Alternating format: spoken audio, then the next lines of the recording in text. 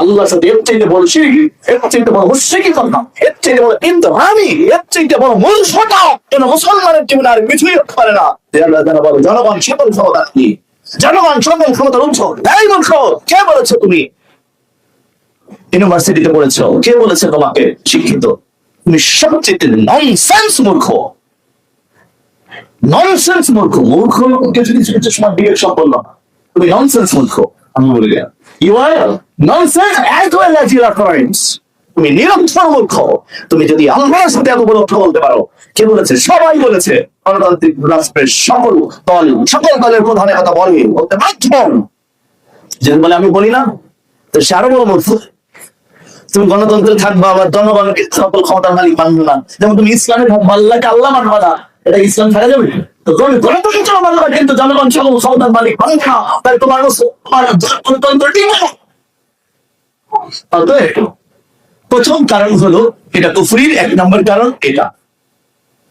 আর আপনি যদি দেখাতে পারেন না ইউসুফ জাহান এটা বাদেও গণতন্ত্র মানা যায়, আমি বলবো হয় আপনি মূর্খ, না ইউসুফ জাহান মূর্খ, যে কোনো একজন মূর্খ, যে কোনো একজন।